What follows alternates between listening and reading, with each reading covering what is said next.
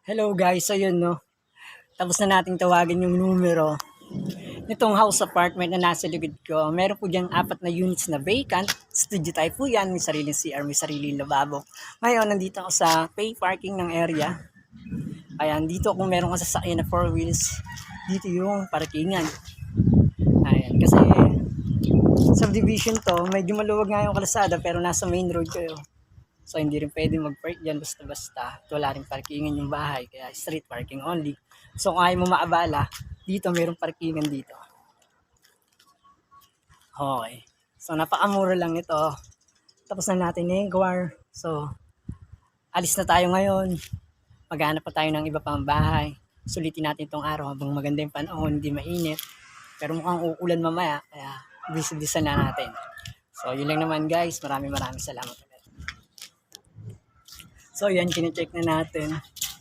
So ito, parang bodega lang to.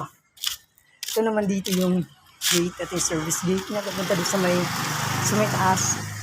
Ayan, so makikita ng gated yan. Itibay itong bahan na to, secure kayo. So pakit yan doon sa taas. Pakit yan doon sa taas. Ayan. Good afternoon everyone. So yun, nandito tayo ngayon sa Bacoor. Ito, merong units dito. Ayan, ito yung bahay.